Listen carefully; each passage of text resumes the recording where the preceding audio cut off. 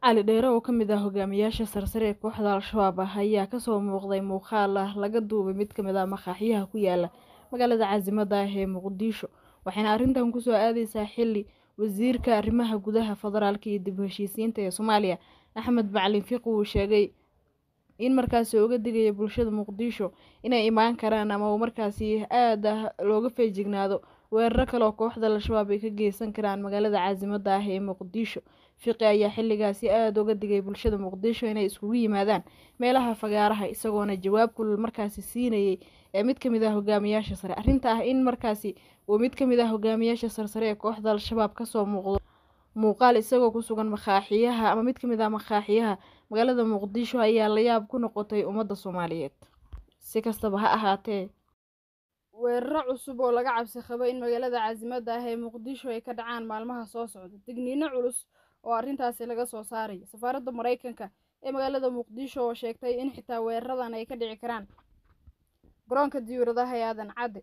Xukuumadda Soomaaliyana iyadana arrintan way sheegtay oo waxa markaasi ay sheegeen in weerar la mid ah qaraxii Zobe 29kii bishii hore Oktoobar ka dhacay magaalada caasimada ah ee Muqdisho in kuwa la mid ah ay markaasi ka dhici karaan magaalada Muqdisho ee caasimada dalka Soomaaliya. Wasiirka wasaaradda arrimaha gudaha xukuumadda federaalka ee Soomaaliya Axmed Macalin Fiqina wuxuu u jawaabay Mahad Karatay oo ka mid ah hogaamiyaasha sarsare ee kooxda al-shabaab isagoona markaasi si aan gabasho lahayn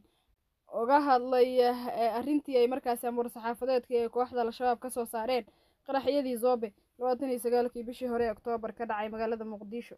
wasiirka wasaaradda arrimaha gudaha federaalka iyo dib u heshiisiinta ee Soomaaliya Axmed Macalin Fiqi ayaa sheegay in kooxda al-shabaab ay dad shacabihii ku xasuuqeen qaraxyadii Sabtidii toddobaadkan ay ka fuliyeen isgoyska Zobe 2 ee magaalada Muqdisho. wasiirka oo ka qayb galay kulan loogu duceynayay dadkii ku dhintay qaraxyada ayaa sheegay in kooxda al-shabaab ay geysteen qaraxyada iyagoo markaasi sida uu sheegay ka careysan weerarada iyo howlgallada uga socda gobolada Shabeellaha Dhexe, Hiiraan, Baay, gobolada kale ee dalka.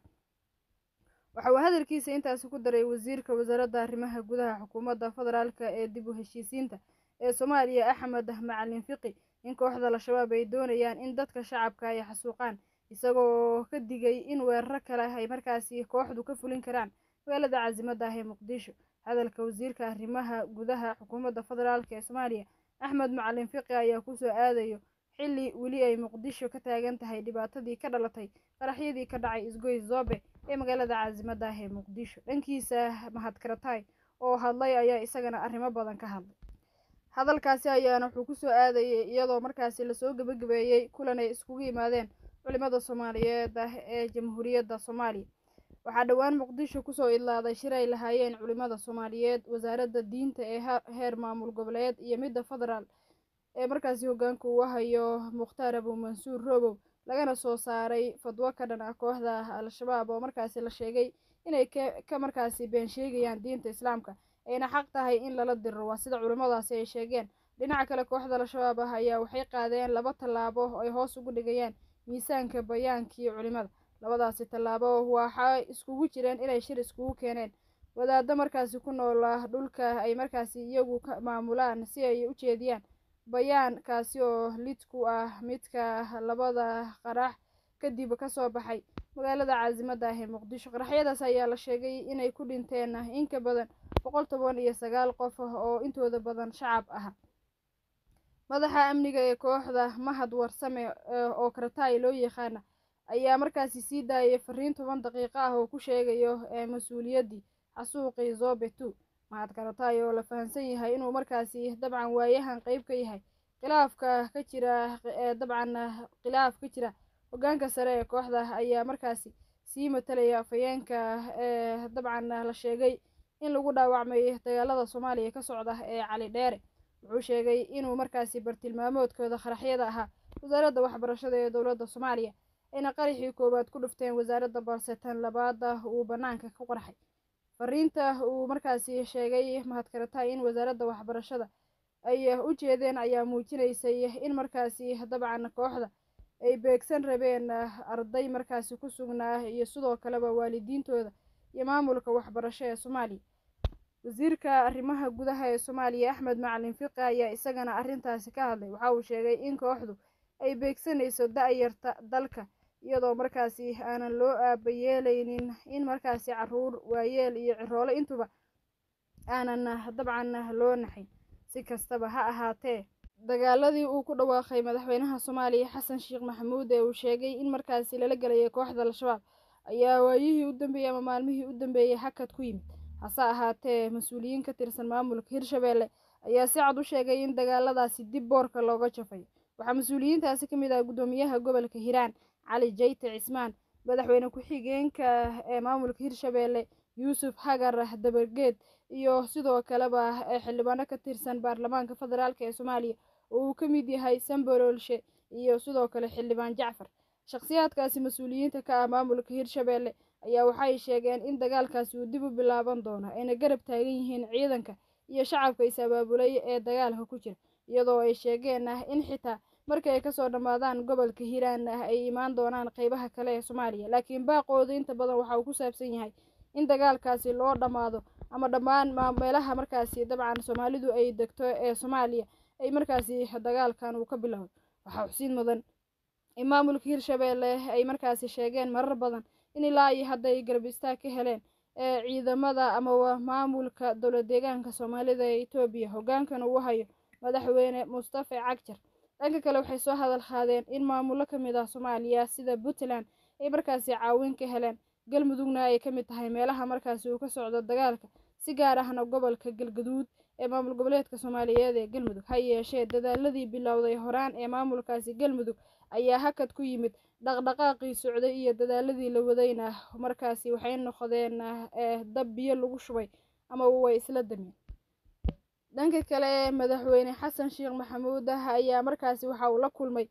madaxweynaha Masar Cabdicasiis Al-Siisi xilli si sir ah Soomaaliya looga qoray 300 oo dhalinyar ah. Haddaba waa xilligii dalka Soomaaliyeed ugu baahi qabay awoodda ciidan ee dhalinyarta iyo maskaxdooda, waxaana la sheegayaa in Masar loo diray 300 oo dhalinyar. madaxweynaha Soomaaliya Xasan Sheekh Maxamuud ayaa waxa uu ku sugan yahay dalka Algeria, wuxuuna kulan daceedyo la yeeshay madaxweynaha dowladda Masar Cabdicasiis Al-Siisi iyagoo ka wada hadlay arrimo khuseeya danaha labada dal. madaxweyne Xasan Sheekh Maxamuud oo markaasi dhigiisa uga warbixiyay howlgallada ka dhanka kooxda Al-Shabaab ee ka socda gobolada dalka iyo dadaalada dowladda Soomaaliya ugu jirtay xasilinta deegaanka ama deegaanadii laga saaray kooxda Al-Shabaab, sida dowladda Soomaaliya ay sheegtay si dadka ku nool ay u helaan adeegyada aasaasiga ee bulshada ayaa xoojiyay muhiimadda ay leedahay in Soomaaliya lagu taageero dagaalka ay ku jirto. madaxweynaha ayaa sidoo kale kala hadlay madaxweynaha Masar saameynta daran ee abaaraha iyo isbeddelka cimilada ay ka geysteen ama ay u geysteen shacabka Soomaaliyeed, taasi oo sababtay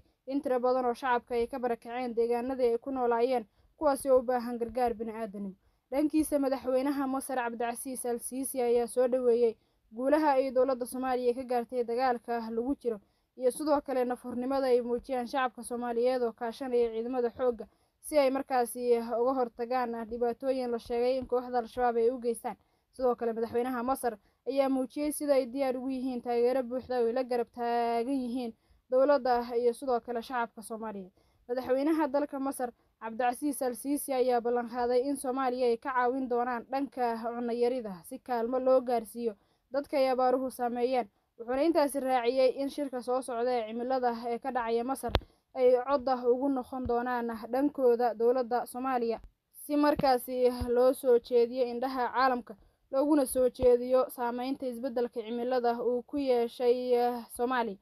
waxaa qoraalkan la soo dhigay Villa Soomaaliya oo ah markaasi xarunta looga arrimiyo dalka Soomaaliya. kulankan ayaa imaanaya iyada oo Masar iyo Imaaraadka Carabta Soomaaliya ay ka qorteen 300 oo dhalinyar ah oo markaasi askar ahaan loo tababarayo lana geenayo dalalka Carbeed sida markaasi horaan loo sheegay. arrintan waxaa laga qarinayaa shacabka Soomaaliyeed iyadoo markaasi si hoose xogtan loo rabo in loo meelmariyo deedna dhalinyartaasi la geeyo dhanka iyo dalka Masar. arrintan waxay markaasi dhaliilo xooggan ka muujin jiray madaxweynaha hadda hoggaanka joogay Xasan Sheekh Maxamuud xilli madaxweynihii hore ee Soomaaliya Maxamed Cabdullaahi Maxamed Farmaajo uu dalka Eritrea gaar ahaan magaalada caasimadda ee Asmara u diray dhalinyar Soomaaliyeed, kaasi oo yeelkoodu ahaa in dhalinyartaasi loo tababaro dalkooda, askarnimona loo tababaro si dalka dib loogu soo celiyo. aad baa loo dhaliili jiray xilligaasi madaxweyne maxamed cabdulaahi farmaajo. ha yeeshee madaxweyne xasan sheekh maxamuud ayaa waxa ay u muuqataa inuu sameynayo wixii markaasi isagu uu ka hor imaanayay xilligii hoggaanka uu joogay madaxweynihii hore maxamed cabdulaahi maxamed farmaajo. aad baad u mahadsantahay.